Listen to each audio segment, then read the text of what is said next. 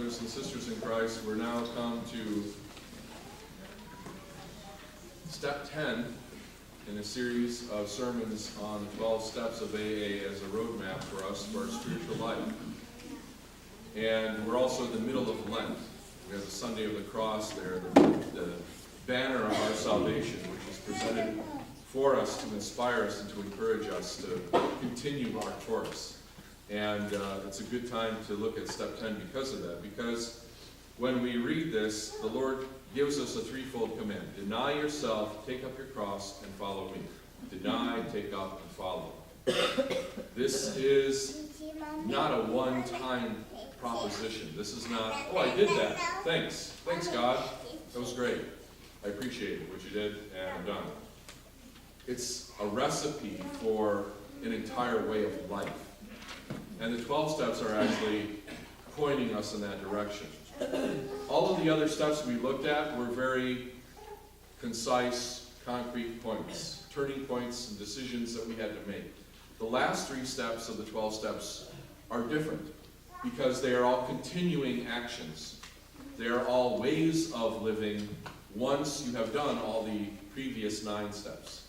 So having come to faith, coming to believe, making a decision to turn our lives over to God, looking at ourselves, making that inventory, confessing it and admitting it, then asking God to forgive us, and then going about the very specific work of identifying those we have harmed and making amends to them wherever possible. These are all very concrete things. But now, having done that foundational work, we are ready for a new way of life that will not be just one thing and done, but will be something that we do every day for the rest of our lives as Christians, as recovering sinaholics, if you will.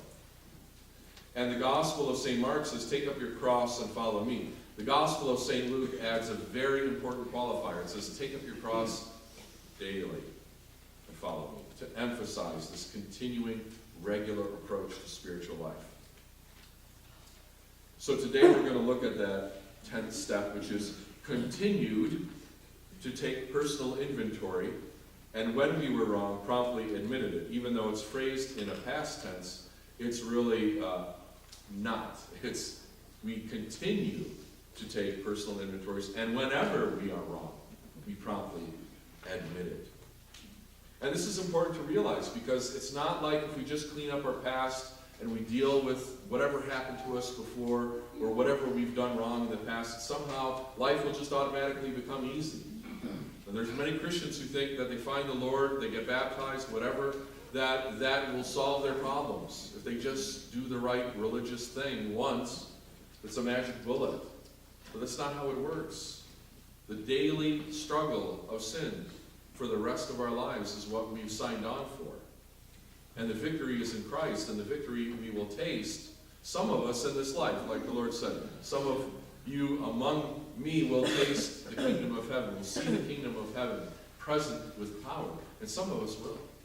Do not deny. The saints are all living witnesses to having sensed this. But some of us won't really see it clearly, at least, until the life of the age to come. And that's okay too. It was a problem for the Lord his whole life. You know, the epistle to the Hebrews today, we read this very important thing. For we do not have a high priest who cannot sympathize with our weaknesses, but was in all points tempted as we are, yet without sin. You can look at that. All points as in all ways was tempted the way we are, which is actually very encouraging. But also you can think of it as in the sense of throughout his entire life. Even on the cross, Jesus is being tested, right? They're mocking him. They're spitting upon him. They're insulting him. And what does he have to say? Forgive them, Father, for they know not what they do. That was him passing the test. So to the moment he lets go of the Spirit, when he gives up the ghost, he is also being tested. So we're also being tested for our entire lives. We shouldn't expect anything less. So, continuing to take personal inventory means continuing to be rigorously honest with ourselves, about our limitations, about our character defects as they emerge and re-emerge. New ones may come along. You never know. And when we were wrong, promptly admitted it, which is an important thing to realize. We are going to be wrong. We are going to be wrong a lot and often. And the sooner we realize that and accept that, the quicker we're going to be in good shape. Now, for the rest of the sermon, I just want to share with you a long reading from the 12 and 12, but it's one of my favorites and one that's been personally very helpful for me. It's called, it's now known by the first line, which is, it is a spiritual axiom. And it truly is a spiritual axiom. This is a rule for our life going forward as recovering sinaholics, that is to say, Christians who desire to be freed from the chains of sin, no matter what form they take. It is a spiritual axiom that every time we are disturbed, no matter what the cause, there is something wrong with us. If somebody hurts us and we are sore, we are in the wrong also. But are there no exceptions to this rule? What about justifiable anger? If somebody cheats us, aren't we entitled to be mad? Can't we be properly angry with self-righteous folk? For us of AA, these are dangerous exceptions. We have found that justified anger ought to be left to those better qualified to handle it. Few people have been more victimized by resentments than have we sinaholics. It mattered little whether our resentments were justified or not. A burst of temper could spoil a day, and a well-nursed grudge could make us miserably ineffective. Nor were we ever skillful in separating justified from unjustified anger. As we saw it, our wrath was always justified. Anger, that occasional luxury of more balanced people, could keep us on an emotional jag indefinitely. These emotional dry benders often led straight to the bottle or some other form of sin. Other kinds of disturbances, jealousy, envy, self-pity, or hurt pride, did the same thing. A spot check inventory taken in the midst of such disturbances can be a very great help in quieting stormy emotions. Today's spot check finds its chief application to situations which arise in each day's march. The consideration of long-standing difficulties had better be postponed when possible to times deliberately set aside for that purpose, maybe like preparing for confession. The quick inventory is aimed at our daily ups and downs, especially those where people or new events throw us off balance and tempt us to make mistakes. So we're talking about a spot check inventory. That is a short, quick check with yourself or where you're at. In all these situations, we need self-restraint, honest analysis of what is involved, and a willingness to admit when the fault is ours, and an equal willingness to forgive when the fault is elsewhere. We need not be discouraged when we fall into the error of our old ways, for these disciplines are not easy. We shall look for progress, not perfection. Our first objective will be the development of self-restraint. This carries a top priority rating. When we speak or act hastily or rashly, the ability to be fair-minded and tolerant evaporates on the spot. One unkind tirade or one willful snap judgment can ruin our relation with another person for a whole day or maybe a whole year. I think we've seen how much these kind of intolerances and snap judgments and quick-to-anger attitudes have caused such devastation in our world today. Nothing pays off like restraint of tongue and pen or text. We must avoid quick-tempered criticism and furious, power-driven argument. The same goes for sulking or silent scorn. These are emotional booby traps, baited with pride and vengefulness.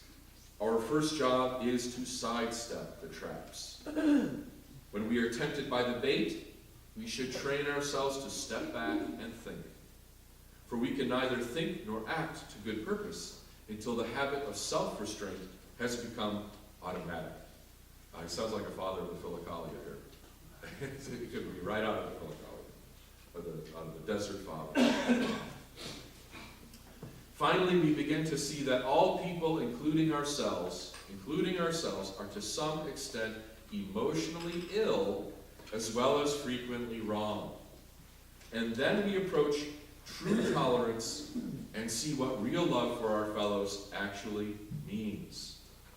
It will become more and more evident as we go forward that it is pointless to become angry or to get hurt by people who, like us, are suffering from the pains of growing up. And really, that's all it is. A lot of adolescence interrupted in all of us. Such a radical change in our outlook will take time, maybe a lot of time. Not many people can truthfully assert that they love everybody. Most of us must admit that we have loved but a few, that we have been quite indifferent to the many, so long as none of them gave us trouble, and for the remainder, well, we have really disliked or hated them. Although these attitudes are common enough, we sinaholics find we need something much better in order to keep our balance. We can't stand it if we hate deeply. The idea that we can be possessively loving of a few and can ignore the many, or can continue to fear or hate anybody, has to be abandoned, if only a little at a time. This is the great work of purifying our hearts as Christians. We can try to stop making unreasonable demands upon those we love. We can show kindness where we had shown none. With those we dislike, we can begin to practice justice and courtesy, perhaps going out of our way to understand and help them.